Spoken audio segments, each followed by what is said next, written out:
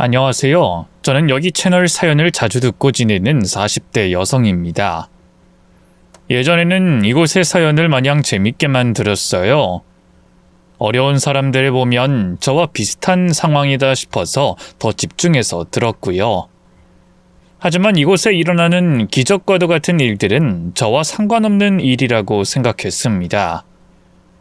보통의 삶에서 그런 기적은 쉽게 찾아오지도 않으니까요. 거기다 제가 저 먹고 사는데 급급해 주변에 베푼 것도 없었거든요. 나쁘게 살지 말자, 바르게 살자가 제 좌우명이긴 했지만 제게 기적이 찾아오길 바라기에는 부족한 삶이었습니다. 그런데 이 기적이라는 게 꼭 제가 베풀지 않더라도 찾아오더라고요. 물론 누군가 베풀어야 한다는 건 변하지 않지만 말이죠. 저는 오늘 제게 찾아온 기적에 관해서 이야기해보려고 합니다. 이 세상 외롭게 또 힘들게 살 줄 알았던 제게 행복과 사랑을 찾아준 이야기를 말이죠. 저희 부모님은 제가 어릴 적부터 작은 가게를 운영하셨습니다. 두 분은 매일 새벽 일찍 가게를 나가서 밤 늦게까지 영업하셨고 그런 부모님의 모습은 그 어떤 사람들보다 부지런하고 바빠 보이셨어요. 성실하면 언젠가 성공할 거라는 생각으로 저희 부모님은 늘 진심을 다해서 열심히 살아오셨고 언젠가부터는 정말로 형편이 조금씩 나아지며 밝은 미래가 보이기도 했습니다. 하지만 그랬던 부모님의 가게가 갑자기 망하게 되면서 저희는 살 곳을 찾아 시골로 내려가야만 했어요. 빚 때문이라고 했어요. 큰 빚을 감당하기 힘들어 잘 되고 있던 가게도 팔아야 했고 집도 팔아서 아무것도 없는 빈손이 되어 시골로 내려가야 했죠. 그래서 부모님께서는 아는 분의 도움으로 시골 공장에 취직하시고 그 공장 한쪽에 딸린 3평짜리 작은 사택에서 지내며 일을 시작하게 되셨죠. 겨우 희망을 품어보려다 주저앉게 되며 희망이 보이지 않는 미래였지만 그럼에도 저희 부모님은 좌절하거나 힘들어하지 않으셨습니다. 어린 저를 달래기 위해서 더 그러셨을지도 몰라도 부모님은 그런 상황에서도 늘 웃음을 잃지 않으셨어요. 덕분에 저희 가족은 상황은 어려웠지만 여전히 행복할 수 있었죠. 승희야, 새 집 어때? 좀 좁긴 해도 우리 식구들 다 같이 붙어 있으니까 좋지? 응, 엄마 아빠랑 같이 있으니까 좋아. 그렇지? 엄마 아빠도 승희랑 같이 자니까 더 좋다. 승희야, 조금만 기다려. 엄마 아빠가 다시 열심히 해서 승희 방 만들어 줄게. 그래도 우리 식구들이 같이 있으면 다시 일어날 수 있을 거야. 부모님은 긍정적인 분들이셨고 그래서 어떤 상황에서도 밝게 웃으시며 희망을 놓지 않는 분들이셨어요.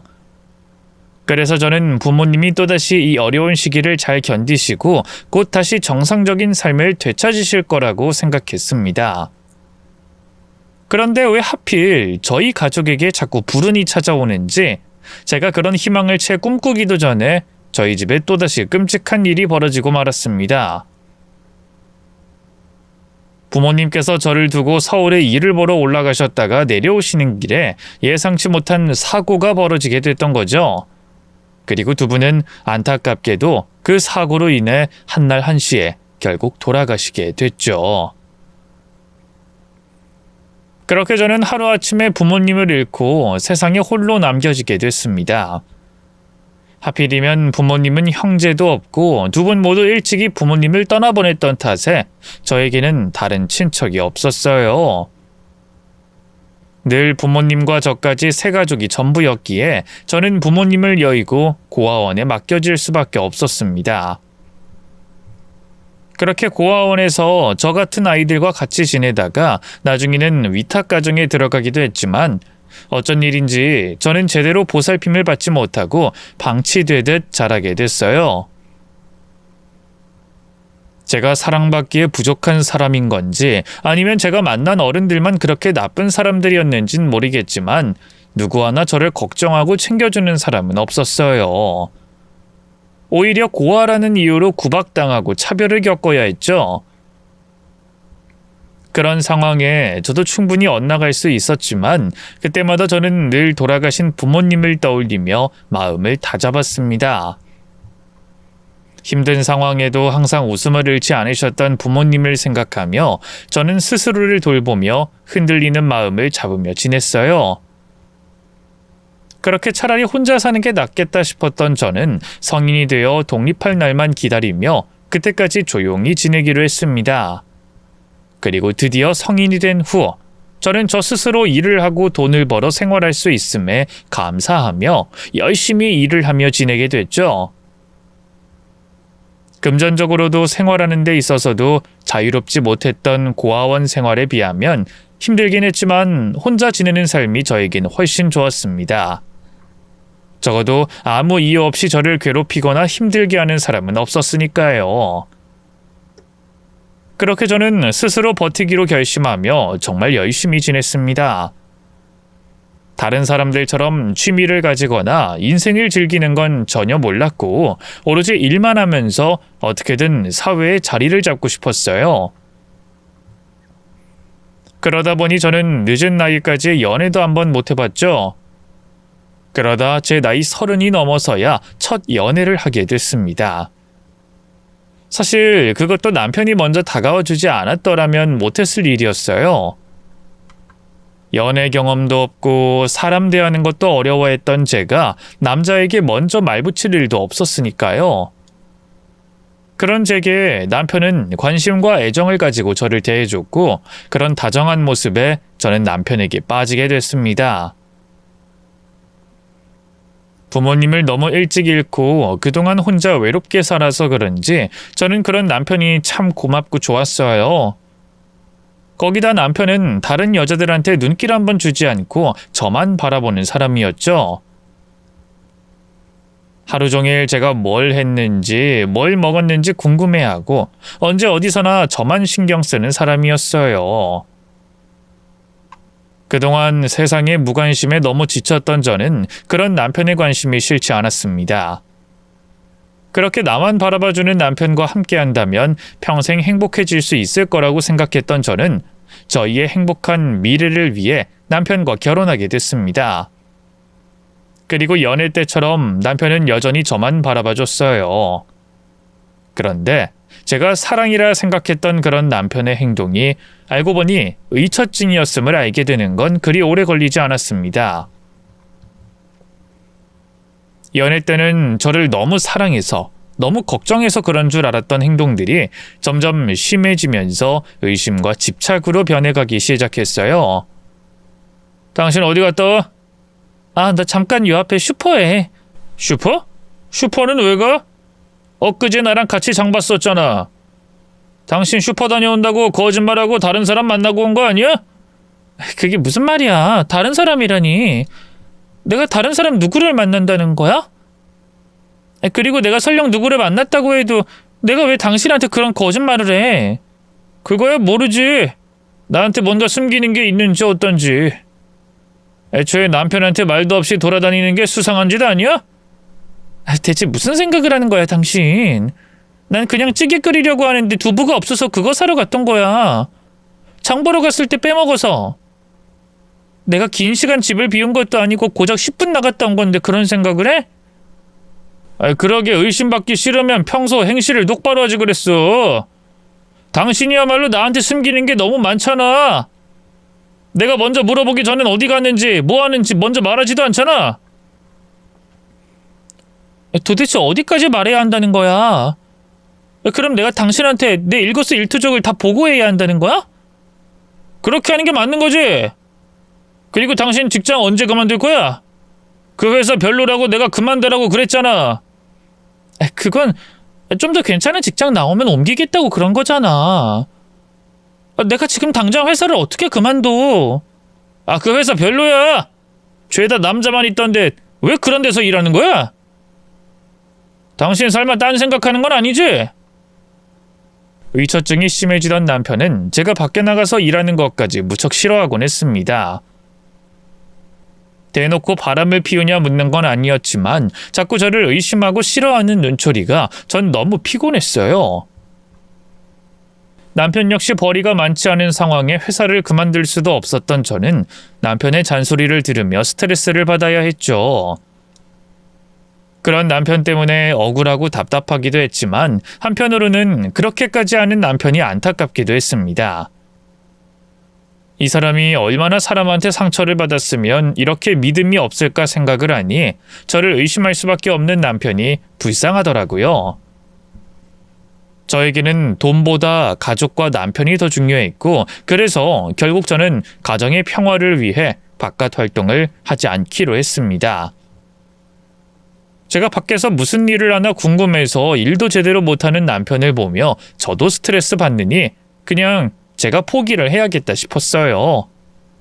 그리고 그쯤 마침 아이까지 생기며 아이 양육을 위해서라도 제가 포기하는 것들이 많아지고 집에 있는 시간이 길어지게 됐습니다. 그래도 그 후로는 남편도 저를 그렇게까지 의심하진 않았어요. 애초에 제가 거의 아이와 집에만 있다 보니 의심할 거리도 없고 저도 의심이 많은 남편을 위해 더 노력했거든요. 남편이 궁금해하기 전에 제 일과를 보고하고 먼저 얘기를 하니 남편도 제게 꼬치꼬치 캐묻는 일이 줄어들었습니다. 그렇게 저는 남편을 챙기고 아이를 키우며 가정주부로서 6년이라는 시간을 보내게 됐어요.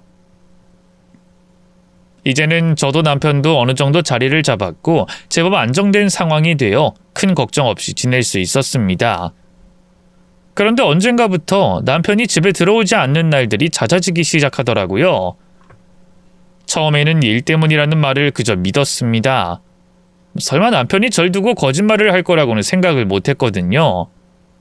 그런데 그런 남편이 자꾸 여자의 흔적을 묻히고 들어오는 걸 보며 저는 의심이 생길 수밖에 없었어요. 도대체 어디서 뭘 하고 다니는 건지 궁금하고 불안했지만 남편을 믿고 싶었던 저는 남편에게 묻지도 못하고 무작정 남편을 믿고 있었습니다. 제가 남편의 의처증에 괴로워서 남편에게 바랬던 것처럼 저도 남편을 믿어줘야 한다고 생각했거든요. 하지만 제가 그렇게 믿었던 남편에게서 돌아온 것은 배신뿐이었습니다. 결국 제 의심이 맞았던 건지 저는 남편의 외도를 직접 확인하게 됐습니다. 불안한 상상이 현실이 되자 저는 믿을 수 없이 고통스럽고 큰 충격을 받아야 했어요. 다른 사람은 몰라도 내 남편은 아닐 거라고 생각했는데 어떻게 이럴 수가 있는지 정말 배신감이 어마어마했죠. 당신이 어떻게 이럴 수 있어? 날 그렇게 의심할 땐 언제고 어떻게 당신이 바람을 피워? 당신이 그러고도 사람이야? 사람이 실수 좀 할 수 있는 거지 뭘 그런 거 가지고 그래. 됐어. 그 일은 내가 알아서 할 테니까 당신은 그냥 없던 일로 치고 별일 없이 살면 되는 거야. 남편은 양심도 없는지 화를 내는 제게 적반하장으로 나왔고 저는 그런 남편을 도저히 용서할 수가 없어 결국 남편에게 이혼을 요구하게 됐습니다. 하지만 제가 너무 안일했던 건지 남편의 외도에 대한 증거가 없었던 제 이혼 요구는 결국 받아들여지지 않았고 남편은 저와 이혼을 해주지 않을 거라며 강경하게 나왔습니다. 남편의 합의 없이 이혼할 수 없었던 저는 고통스러운 결혼 생활을 계속 이어가야만 했죠. 그렇게 사는 것이 하루하루 고통이었던 저는 매일 남편에게 이혼을 요구했어요. 제발 헤어져 달라, 제발 나를 놔달라, 울고불고 사정까지 했습니다. 그러자 남편도 제가 귀찮아진 건지 결국 이혼을 해주겠다고 하더라고요. 대신 조건 있어. 승훈이 내가 키울 거야. 양육권만 나한테 넘기면 이혼해줄게. 무슨 말이야? 당신이 왜 애를 데려가? 당신이 언제부터 애한테 그렇게 관심이 있었다고? 내가 애 아빠인데 내가 챙기는 게 맞는 거지. 그리고 어차피 당신은 애 키울 능력도 없잖아. 당신이 돈이 있어, 직업이 있어.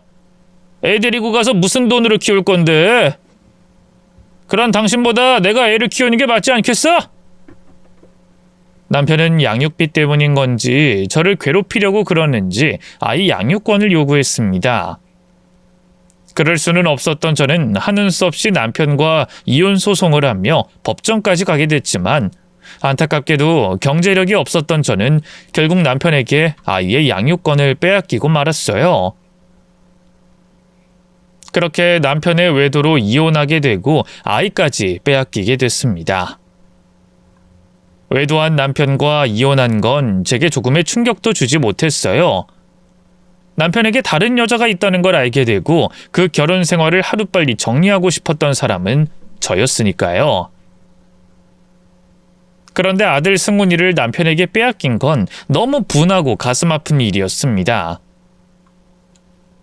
바람난 여자에게 눈돌아간 남편이 부모의 이혼으로 큰 충격을 받은 아이를 세심하게 신경 쓰긴 쓸까 싶어서 불신과 걱정이 됐고 그것과 상관없이 무조건 제 소중한 승훈이를 데려오고 싶었어요. 하지만 그 당시 저와 남편의 상황을 놓고 보자면 남편 곁에 있는 게 승훈이에게 더 나은 상황이긴 했죠. 그 상황마저 의처증이 있었던 남편 때문이었지만 제가 직업이 있는 것도 아니었고 당장 돈이 있었던 것도 아니었으니까요. 제가 승훈이를 데리고 오려고 해도 법원에서 판단을 내리기 전에 저 스스로 승훈이를 키우고 보살필 수 있는 조건과 상황을 만들어야 했어요. 제가 먹고 살기 위해서도 일을 해야 했지만 승훈이를 데려오는 걸 가장 우선순위로 올려놓고 일을 시작하게 됐죠. 그러다 보니 제가 못할 일 가릴 일이 없었습니다. 돈만 준다고 하면 뭐든 할 수 있었어요. 하지만 의욕 넘치는 제 심정과 달리 사회에서 보는 저는 그냥 아줌마에 불과했습니다. 제가 할 수 있는 일은 시급과 월급이 얼마 되지 않는 일자리들밖에 없었죠. 처음엔 그것도 감지덕지라 생각하고 일했어요.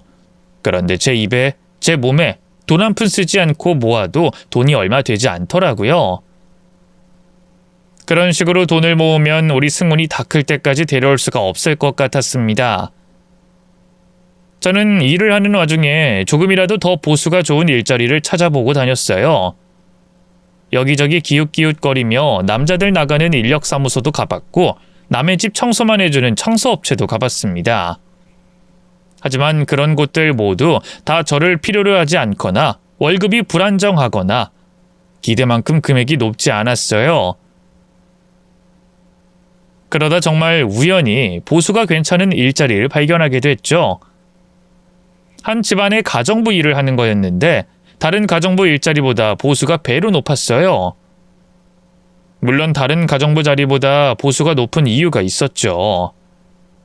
그 집이 살기도 잘 산다고 했지만 그보다 다른 이유가 더 크다고 했습니다. 그럼 가정부 일은 한 번도 해본 적이 없다는 거네요? 잘하실 수 있으시겠어요?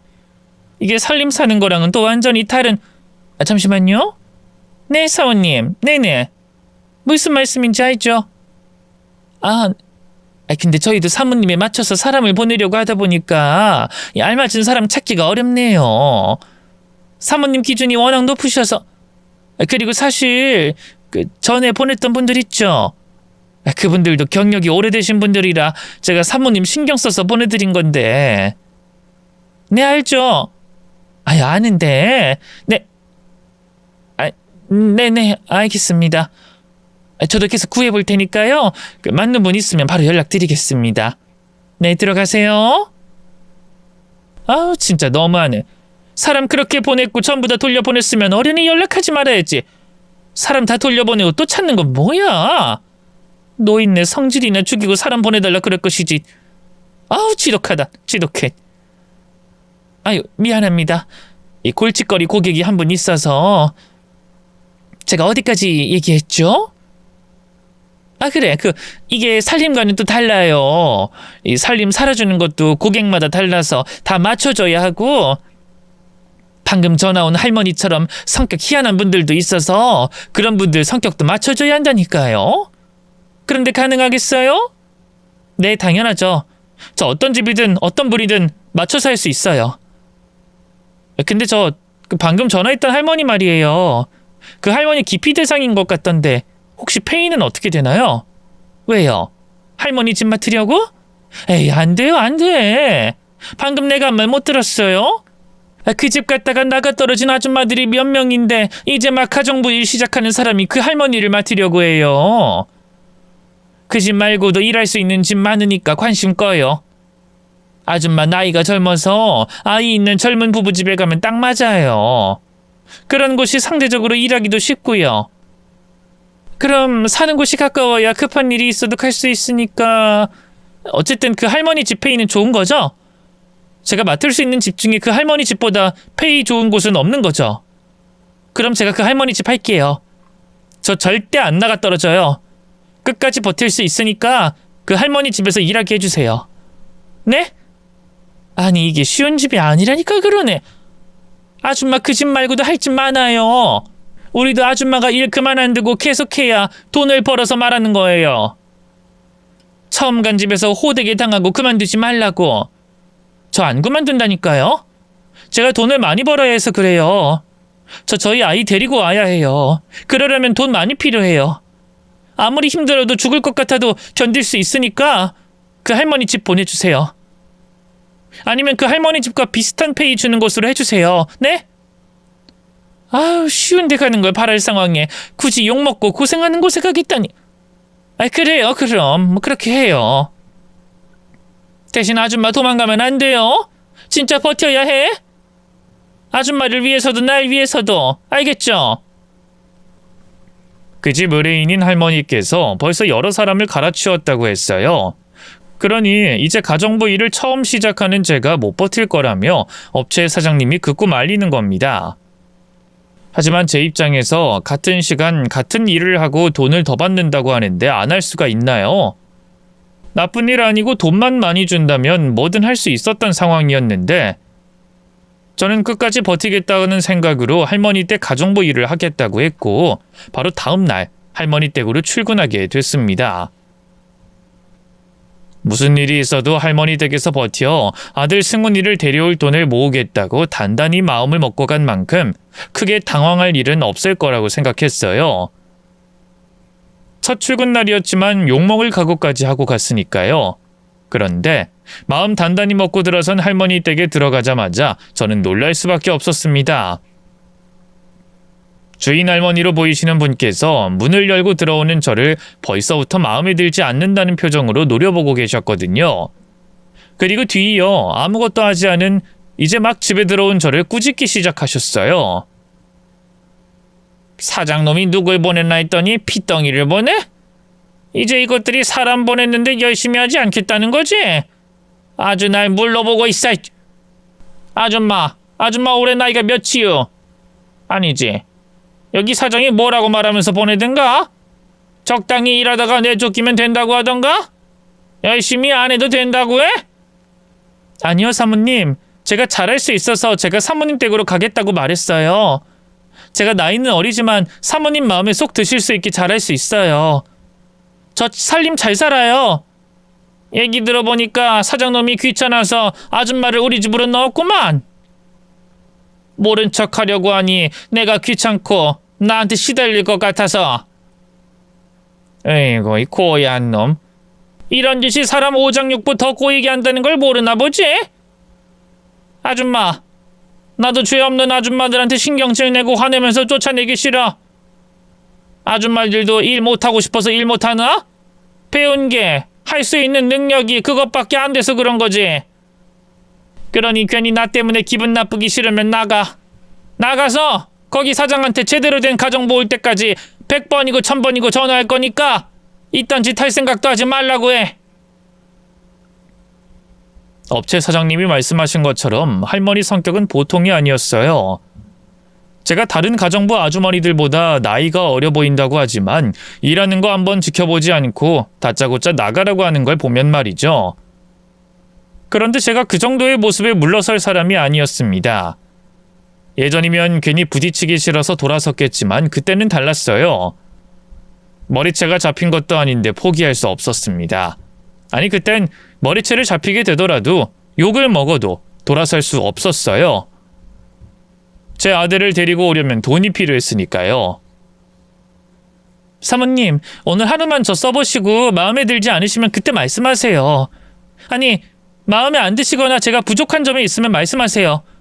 빠르면 다음날, 늦어도 일주일 안엔 사모님 마음에 들게 하겠습니다. 저 사모님 댁에서 일하겠다고 자원했어요. 업체에서는 일이 힘들 거라고 해야 할 게 많을 거라고 했지만 제가 잘할 수 있다고 고집 피워서 오게 됐다고요. 사모님 마음에 쏙 들도록 할 테니까 제발 일주일만 써보세요. 네? 뭐? 아줌마, 돈이 전부가 아니야. 사람이 무시당하고 자존심 구겨지면 그게 평생 남아. 나도 괜히 엄한 사람 욕하면 들들 볶고 싶지 않고. 근데 우리 집 찾아온 가정부들 보면 그게 안 돼. 사람 너무 열받게 해서 뒤엎어버리고 싶다니까? 그러니 괜히 돈에 눈이 멀어서 고집 피우지 말고 가. 가서 사장놈한테 내 밑에서 무슨 말을 들어도 버티고 집안일도 제대로 할 줄 아는 사람 데려오라고 해. 어서! 아니요, 못 가요. 안 가요. 제가 하겠습니다. 제가 잘할게요. 뭐부터 할까요? 조금 전에 식사 마치셨나 보네요. 설거지부터 하고 무슨 일 해야 하는지 제가 찾아볼게요. 앞치마는 제가 가져온 걸로 해도 되겠죠? 이 아줌마가 어딜 들어와? 앞치마 풀어! 설거지하지 말라니까! 대치 상태로만 있다간 일도 못하고 돌아가게 될 것 같아서 막무가내로 할머니 집안으로 먼저 들어갔어요. 얼핏 주방에 보이는 설거지거리를 보고 설거지하겠다며 집안으로 발을 들였죠. 당연히 주인집 할머니는 제가 주방으로 가 고무장갑을 낄 때까지 나가라며 화를 내셨지만 이악 물고 못 들은 척하고 꼼짝하지 않는 저를 내보내실 수는 없었습니다. 그리고 그 막무가내식 행동 때문에 할머니도 제 각오를 아셨는지 설거지가 끝나고 난 뒤에도 제게 나가란 말씀을 하지 않으셨죠. 대신 저를 노려보며 제 행동 하나하나를 감시하고 평가하듯 지켜보셨어요. 하나만 걸려보라는 표정을 짓고 있었죠. 할머니 지적 한 번이면 일을 그만둬야 했고 아들을 데려오는 일이 한참 멀어진다는 걸 알았던 저는 행동 하나하나 생각하고 끊기는 일 없이 집안일을 하나씩 해갔어요. 할머니께서 먼저 말씀하시기 전에 하고 있는 일을 마치기 전에 집안을 둘러보고 할 일을 계획해서 했죠. 그러니 절 노려보고 있던 할머니의 표정도 놀람과 동시에 조금씩 풀어지기 시작하셨습니다. 그런 할머니의 표정에서 자신감을 얻은 저는 일만 하는 가정부가 아니라 할머니 말상대도 되는 가정부가 될 수 있다는 보여드리는 점수를 따려고 했죠. 집이 너무 예뻐요. 이런 집에서 일하면 힘든지도 모르겠어요. 나무 루바 하나하나 오래됐는데도 관리가 잘 돼서 보는 재미도 있고 저런 기둥도 다른 집과는 달라서 재밌고 말이죠. 이 집 지으실 때 돈 많이 드셨겠어요. 처음부터 가족분들과 오래 사시려고 지으신 거죠. 그러지 않고서야 이렇게 정성 들여 짓기 어려운데. 옛날엔 집 지어서 장사하려는 사람이 있었나? 다들 가족들과 평생 살 집 지으려고 짓지. 그래서 돈 많이 들였어. 여기서 아들네랑 손주네랑 오래오래 같이 살려고 말이지. 결국엔 나 혼자 살고 있지만. 자제분들과 따로 사시는구나. 하긴 세상 변하면서 가치관도 변하니까요. 요즘엔 부동산이 꼭 사는 집의 의미뿐만 아니라 돈이고 재산이잖아요. 남들 부동산으로 다 돈 버는데 나만 가만히 있을 순 없으니까 다들 나가 살기도 하죠. 그래도 자제분들께서 자주 찾아오시고 댁에 오면 좋아하시겠어요. 내가 살던 집이 자랄 때 모습 그대로 유지하면 추억도 더 생생하게 나고 자식들에게도 설명할 일도 생기잖아요. 아마 나중에 자제분들도 나이 들면 여기로 와서 지내려고 하시지 않을까요? 집도 큰데 관리도 잘 되고 거기다 앞에 정원이 있어서 집에만 있어도 휴식이고 전원 생활하는 것 같잖아요. 아유, 말 좀 그만하고 이제 일해. 일 좀 잘하나 싶었더니 왜 이렇게 쫑알쫑알 말이 많아? 난 말 많은 사람 딱 질색이야. 그러니까 그만 말해. 분위기 좋게 대화를 잘 하고 있었는데 갑자기 할머니께서 제게 다시 짜증을 내시더라고요. 그 성화에 입을 닫고 일만 했습니다. 행여 말 꺼냈다가 어렵게 들어온 집에서 쫓겨날까봐 말이죠. 말 많은 게 싫다고 하셨으니 입 다물고 일만 열심히 하기로 했어요. 그렇게 한시도 쉬는 시간 없이 일 마치는 시간까지 집안일을 다 했습니다. 조금이라도 잘 보이기 위해 원래 일 끝나는 시간보다 조금 더 일했고 할머니께서 드신다는 음식도 바로 데워서 드시기만 하면 될 수 있게 준비를 해놨죠. 그 정도 했으면 조금 전 말 많다고 지적받았던 일도 만회할 수 있을 것 같다고 생각했어요. 마지막 인사만 잘 드리고 나가려 했죠. 그런데 그때 할머니께서 절 붙잡으시는 겁니다. 그때 가슴이 쿵 하고 내려왔는데 만약 내일부터 나오지 말라고 말하시면 어떡하나 싶더라고요. 저는 잔뜩 긴장한 채로 할머니께 가까이 갔습니다. 잠깐만. 아침부터 쉬지도 않고 고생했는데 그냥 가면 어떡하나? 갈 때 택시라도 타고 가. 고생했는데 사람한테 치여서 가지 말고. 아니에요. 저 쌩쌩해요. 이 정도 가지고 힘들다뇨. 그리고 저 계약서에 적힌 돈 이외에 다른 돈은 받아서는 안 돼요. 받을 생각도 없고요. 거기다 오늘 제가 일한 게 사모님 마음에 썩 들지도 않으실 텐데 고생이라뇨. 사모님께서 마음에 안 드는 저 지켜보시느라 고생하셨죠. 오늘 마음에 안 드시는 부분 있으시면 말씀해 주세요. 내일은 같은 실수하지 않게 할게요. 마음에 안 든 거 없었어. 그러니까 나한테 너무 잘 보이려고 애 안 써도 돼.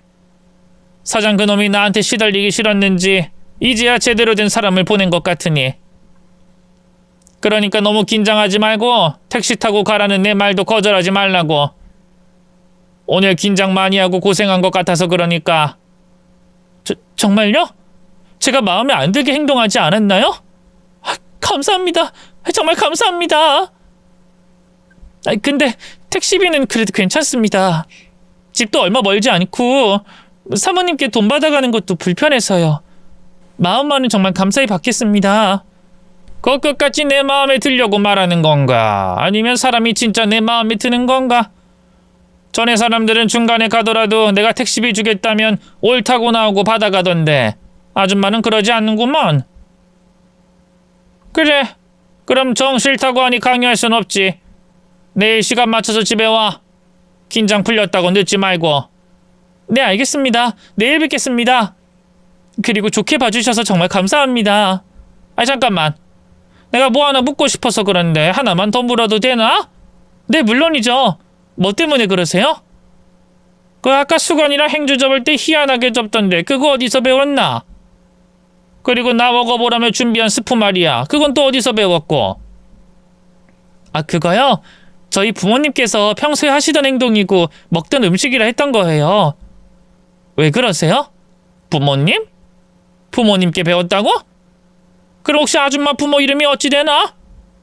저희 부모님이요? 갑자기 그건 왜 그러시죠? 내가 확인 좀 할 게 있어서 말이지. 왜? 나한테 말하기 좀 그런가?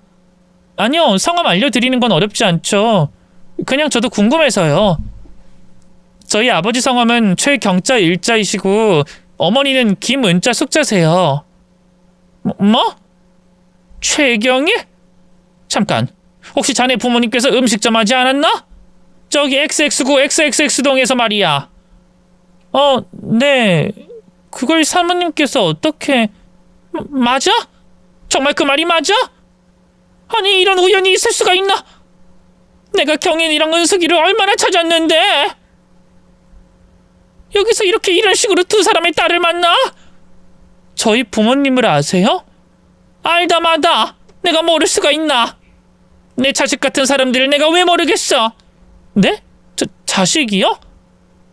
그럼 설마... 할머니께서는 저희 부모님을 알고 계시는 것처럼 말씀하셨어요. 그리고 결정적으로 저희 부모님이 할머니의 자식 같은 사람들이라고 말씀하셨죠. 그 말을 듣자마자 제 머릿속에 떠오르는 이야기가 있었습니다. 저희 부모님이 살아계시는 동안 평소에 들었던 이야기, 그리고 제게 해주신 말씀이었죠. 저는 할머니께서 저희 부모님께서 말씀하셨던 분이 맞는지 확인하려고 했어요. 하지만 그 이야기를 할머니께 확인하기 전 할머니께서 먼저 말씀을 꺼내셨습니다. 네 이름이 승희? 승희 맞지? 아이고 그래, 네가 승희였구나. 네가 승희였어. 내가 몰라봐서 미안하다. 내가 조금 더 너희 가족을 일찍 찾아야 했는데 정말 미안해. 사모님께서 저희 가족을 찾으셨다고요? 왜 내가 너희를 찾았지. 너희 가족 사정을 듣고 찾으려고 정말 애를 썼지. 근데 어딜 갔는지 알 수가 있어야지. 그땐 지금처럼 휴대폰이 많았던 시절도 아니고 인터넷으로 연결된 세상도 아니었으니까. 그러니까 저희 부모님을 왜 찾으셨어요? 제가 알기론 저희 부모님이 사모님 건물에서 장사한 걸로 알고 있긴 한데 그냥 임차인과 임대인 사이였잖아요. 물론 보통의 임차인, 임대인이 아니라는 건 들은 적 있지만 그래도 저희를 찾으실 정도는, 더욱이 저희 부모님께서 사모님을 찾는 건 몰라도 사모님께서 저희 가족을 찾으실 일은 아닌 것 같은데. 제가 알기로 할머니와 저희 부모님은 임대인과 임차인으로 인연을 맺게 된 관계라는 걸 알고 있었어요. 물론 가까웠고 할머니께 많은 도움을 받았다고 들은 적은 있었지만 그건 임차인으로서 도움을 받은 저희가 감사해하고 찾을 일이었지 도움을 주신 할머니께서 왜 우리 가족을 찾으셨나 이해가 되지 않았습니다. 제가 도대체 이해되지 않는다는 표정을 짓고 있자 할머니께서 그에 대한 이야기를 해주셨고요. 제가 몰랐던 부모님과 할머니의 관계를 말이죠. 그래, 그때 네가 아주 어린 나이였으니까 무슨 일이 있었는지 몰랐을 수도 있겠다. 그러니 내가 너희 가족을 찾았다는 말이 이상하게 들리겠지. 근데 너희 부모님과 나는 그런 사이였어. 비록 피로 맺어지진 않았지만 서로를 정말 아끼고 애정을 쏟아부어주는 관계 말이지. 그러니까 그 관계에 대해 말하려면 내가 살아온 삶부터 얘기해야 하겠구나. 나는 참 기구한 여자였어. 남편은 애만 떡하니 만들어 놓고 먼저 세상을 떠나고 그나마 남편이 남겨놓은 돈으로 자식 잘 키우고 행복하게 살려고 했더니 자식놈과 며느리 거기다 손녀까지 사고로 어미 나보다 먼저 간 거야. 도대체 내 팔자가 무슨 팔자인지 남편이고 자식이고 다 먼저 내 손으로 보내야 했어. 그리고 그때 너희 부모님과 인연이 닿게 되었지. 내 건물에서 가게를 했던 너희 부모님이 내 자식들 장례식장에 찾아와 준 거야. 와서는 넋 놓고 있는 내가 걱정됐는지 장례를 거들기 시작하더라고. 장례 치르는 내내 음식 나르고 뒷정리해주고 거기다 곡기 끄는 내게 힘내야 한다면서 밥같이 떠서 먹이더라고. 처음엔 이 사람들이 왜 이러나 싶었는데 두 사람도 나와 비슷한 일을 겪었다고 하더라. 물론 나와 반대로 자기 부모님 상을 홀로 치렀다고 했지만 그 말을 들으니 힘든 사람들끼리 의지하고 지내면 딱 좋겠다고 생각했어. 어쩌면 먼저 떠난 자식놈과 며느리가 나 쓸쓸하지 말라고 네 부모님을 보내줬나 싶기도 했고 그때부터 너희 부모님과 왕래하면서 지내게 된 거야. 아니지, 내가 보살핌을 받았지. 가게 잘 안 되는 것도 아니고 그 바쁜 일 보다가 나 챙기는 게 돈 되는 일도 아닌데 하루에 2번, 3번 찾아와서는 내가 밥은 먹었는지 딴 생각하지 않는지 챙겨주고 살펴보더라. 그때도 그렇게 생각했고 지금도 그렇게 생각했지만 어떻게 된 게 내 친자식 놈 살아있을 때보다 나를 더 챙겨줬어. 정말 날 친엄마 모시듯 챙겼지. 바라는 거 없이 말이지. 그러니까 나라고 마음이 가지 않겠어? 사람이 염치가 있어서라도 받은 게 있으면 내주려고 하지. 근데 어찌된 영문인지 네 부모님은 내가 도와주겠다고 한 것들 전부 다 사용하더라. 도움을 주는데 내가 눈치 봐야 하고 억지로 쥐어주듯이 줘야 했어. 그렇게 해도 네 부모님에게 받은 것에 비하면 받은 것도 아니었고 한 번은 내가 너희 부모님 덕분에 죽을 위기도 넘긴 적이 있었지. 낮에 혼자 있다가 갑자기 머리가 깨질 듯 아프더니 그대로 내가 쓰러진 거야. 그때 네 엄마가 집에 찾아왔다가 쓰러진 날 발견해 병원으로 데려가 구해줬고 하여튼 네 부모님에게 고마운 일들 내가 전부 말할 수가 없어. 그 정도로 도움을 받았지. 그때만 해도 그렇게 평생 같이 지낼 줄 알았다. 피만 안 섞인 가족처럼 말이지. 그런데 어느 날 너희 부모님이 가게를 정리하겠다고 하는 거야. 지방으로 이사가서 가게를 할 거라면서 갑자기 가게를 정리한다며 얘기를 하더라고. 내가 붙잡기도 붙잡았지만 워낙 뜻이 확고해서 붙잡는 것도 민폐다 싶었단다. 그래서 더 붙잡지 않았고 지방에서 자리 잡으면 연락하라는 약속만 받고 보내줬는데 아무리 기다려도 연락이 없더라. 너희 부모님이 그럴 사람들이 아닌데 말이지. 그래서 혹시 다른 일이 있나 주변 사람들한테 묻고 다니다 다른 상인들한테서 듣게 된 거야. 너희 부모님이 빚이 있어서 그거 정리하느라 가게도 빼고 지방으로 가게 됐다는 걸. 그때 정말 서운하더라. 그 빚이 얼마가 됐던 많긴 많았겠지만 내게 도와달라 부탁은 할 수 있는 거잖니. 아니, 딴 사람은 도와달라는 말 그렇게 쉽게들 하는데 그걸 왜 못해? 그것도 우리 사이가 어떤 사이였는데. 그때 정말 너무 서운하더라고. 그래서 처음엔 네 부모님 찾으려고 하지도 않았어. 너무 괘씸해서 말이지. 근데 또 너희 부모님이 어떤 사람들인지 아니까 내게 자기들 사정 말하지 않는 게 이해되더라고. 그리고 내가 도움 주지 않아서 날 얼마나 원망할까 싶었어. 그 원망이 커지기 전에, 더 고생하기 전에 돕고 싶고, 그래서 찾았던 거야. 너희 부모님이 내게 준 신뢰와 사랑에 비해 내가 그만큼의 신뢰와 사랑을 주지 못해서 내게 도와달라 말하지 못했나 싶었거든. 찾아서 도와주려고 했는데 어딜 그렇게 숨었는지 찾을 수가 없더라. 아까 말한 것처럼 지금 같은 세상은 아니었으니. 근데 여기서 널 만나는구나.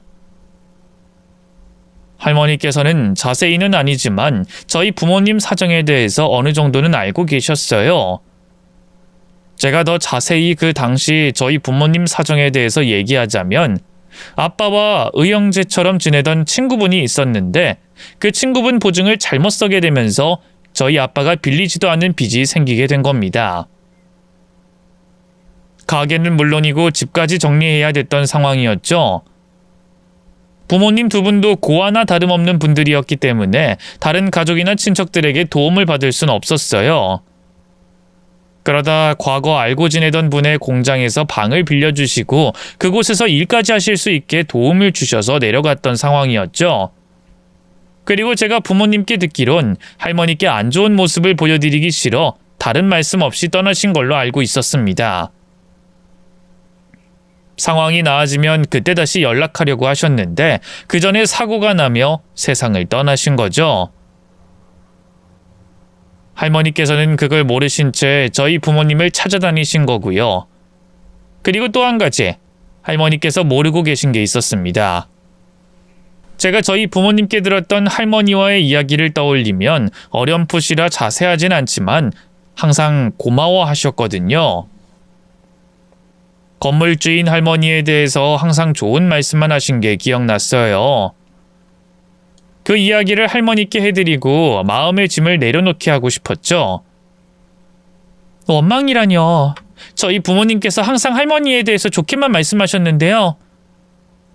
부모 사랑 못 받은 두 분께 부모의 사랑이 무엇인지 느끼게 해주셨다고 했고, 가게 월세라든지 편이라든지 항상 먼저 신경 써주셨다고, 그래서 덕분에 가게를 자리 잡을 수 있었다고 사모님 얘기 나올 때마다 말씀하셨어요.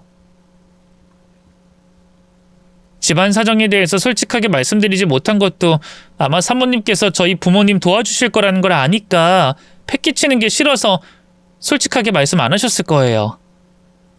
사모님 생각을 진짜 많이 하셨거든요. 어느 정도였냐면 제가 분명 저희 할머니 두 분이 안 계신다는 걸 아는데 사모님에 대해 부모님께서도 하도 말씀을 많이 하시니까 혼란스러울 정도였어요. 그러니 저희 부모님이 원망했을 거라고 도움 못 줘서 미안하다고 말씀하지 마세요. 저희 부모님은 항상 사모님께 고마워하셨으니까요. 그럼 다행이고, 그럼 내가 너희 부모님 만나도 한결 마음이 편하겠다. 그래, 지금은 집안 사정이 좀 나아졌고? 아니면 아직도 사정이 안 좋아? 너희 부모님이면 뭐든 묵묵히 잘할 사람들이라 분명 어려운 상황도 이겨냈을 텐데. 그게 두 분 지방에 내려가고 몇 달 안 돼서 사고로 돌아가셨어요. 두 분이 돌아가신 지 벌써 30년도 더 넘으셨고요. 뭐라고? 경일이 은숙이가 죽었다고? 그것도 30년도 더 전에? 아이고 이게 무슨 일이야? 아니, 하늘도 어쩜 내게 이러실 수가 있어? 내 남편, 내 자식, 그리고 며느리 손주까지 빼앗아가더니 이젠 내 자식같이 생각하던 두 사람까지 내려가? 아니 이게 어떻게 이럴 수가 있어? 그 열심히 사는 사람들, 같이 붙어만 있어도 행복한 사람들을 어떻게 이리 보낼 수가 있냐고. 승희 얘도 어렸을 텐데. 아유. 죄송해요. 제가 두 분 이야기 먼저 말씀드리려고 했는데 얘기를 하다 보니. 네가 왜 죄송할 일이냐? 전부 하늘이 무심도 하셔서 그렇지. 그럼 넌 어떻게 지낸 거야? 네 부모님 가족이 없었잖아. 네, 그래서 고아원에 맡겨졌어요. 위탁가정도 몇 번 돌아다니기도 했고요. 근데 제가 많이 모자란 건지 하나같이 좋은 분들을 만나지 못해서, 거기다 최근에는 남편이 바람 피운 걸 알고 이혼까지 하게 됐어요. 나이 어린 제가 가정부 일하게 된 것도 남편과 이혼하면서 빼앗긴 아들 데려오려고 돈이 필요해서 왔고요. 그래서 아까도 사모님이 저 내쫓으려고 하시는데 버티려고 했던 거예요. 아유 이봐, 내가 그때 도움을 줘야 했는데. 내가 두 사람에게 진짜 친부모처럼 느껴지게 했어야 이런 비극이 벌어지지 않았을 건데. 전부 나 때문에 내가 덕이 없어서. 아이, 그렇게 생각하지 마시라니까요. 저희 부모님, 사모님 덕분에 떠나시기 전 좋은 기억 만들고 가실 수 있었을 거예요. 워낙 외롭게 자란 두 분이고 비슷한 분끼리 만나 그런 정과 사랑은 느껴보지 못했으니까요. 그러니 미안해하지 마세요. 네 부모님이 내게 한 걸 생각하면 그래도 이건 내 죄다. 내 잘못이야. 승희야, 내가 진짜 미안하다. 나 때문에 네 부모가, 네가 그런 일을 겪었어. 나 때문이야. 저희 부모님이 세상을 떠나셨다는 이야기를 듣고 할머니께서는 오열하셨어요. 그리고 자기 탓이라며 자신의 가슴을 부서져라 두들기셨습니다. 오히려 할머니께서 가지지도 않아도 될 마음의 짐을 안고 계신 것 같아 저는 할머니를 말리며 저희 부모님의 마음을 대신 전했어요. 흥분한 할머니께서 마음이 가라앉을 때까지 안아드리고 있었죠. 그러다 흥분한 마음이 진정된 할머니께서 제게 뜻밖의 제안을 하셨습니다. 너무 놀라 거절할 수밖에 없는 제안을 말이죠. 그래, 그 아들 이야긴 뭐니? 남편이 바람을 피웠다고? 어쩌다 그런 남자놈을 만나서. 아니다. 네가 누구 밑에서 컸는데, 누구 자식인데 네한테 문제가 있겠어? 거기다 오늘 일하는 거 하루만 봐도 네가 어떤 아이인지 어떻게 살아왔는지 다 안다. 그놈이 못된 놈이겠지. 내가 도와주마. 내가 어떤 식으로 도움을 주면 되니? 네? 도움이요? 이미 충분히 도움 주셨어요. 내일 또 나오라고 하셨잖아요. 이제 일하면서 돈 벌면 제 아들 데리고 올 수 있을 거예요. 내가 이제 살면 얼마나 산다고 또 내가 후회할 일을 만들겠니? 내가 너 도와주지 않으면 내 마음이 불편해서 안 된다. 아니, 하늘나라에 올라가서 너희 부모 얼굴 볼 수가 없어. 내가 도와주마. 돈이 얼마가 됐든 시간이 얼마가 됐든 내가 도와줄 테니 말만 해라. 아니에요. 정말 도와주지 않은. 그냥 좀 내가 돕게 놔둬. 내가 이 나이에 돈만 잔뜩 쌓아두고 뭘 하겠니? 물려줄 자식도 없어. 손주도 없어. 늙은 내 몸뚱이 하나인데 가지고 있어서 뭐하냐고. 그리고 자식이랑 오래 떨어져 있으면 안 되는 건 몰라? 아들 안 찾고 싶어? 내가 도와줄 테니 잔말 말고 받아라. 받아서 애 찾아. 아니지. 이렇게 된 거 네가 내 손녀 하자. 내 밑으로 오려면 딸로 해야 하나? 어쨌든 내 곁에서 지내. 내 곁에 있다가 나 죽거든 내 재산 네가 다 물려받아라. 이제까지 한 고생들 싹 잊게 내 돈으로 아들과 행복하게 살아. 알겠어? 할머니께서는 저희 부모님을 도와주지 못하신 게 한이 되셨는지 제게 아들을 찾아오는데 도움을 주시겠다고 하셨습니다. 그리고 도움을 넘어 할머니와 가족이 되어 같이 살자고 하셨죠. 그 제안을 몇 번이고 거절했어요. 제가 노력해서 얻은 결과가 아니기 때문에 할머니의 도움을 받을 수 없다고 판단했죠. 하지만 할머니 고집도 대단하셨어요. 거기다 원래 고집에 저희 부모님과 저에 대한 미안함 때문인지 제 입에서 그러겠다는 말이 나올 때까지 붙잡으셨습니다.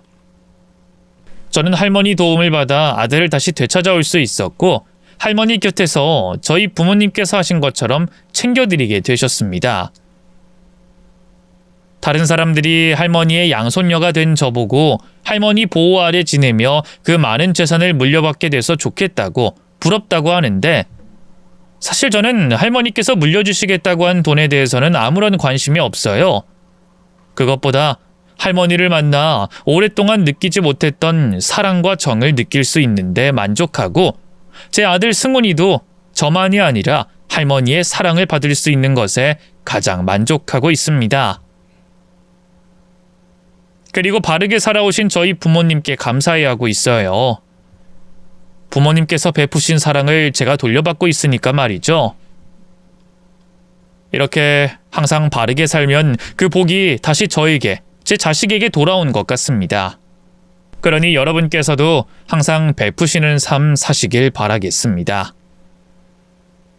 그럼 전 여기서 사연을 마칠게요. 제 사연 끝까지 집중해 읽어주셔서 감사드립니다. 안녕히 계세요.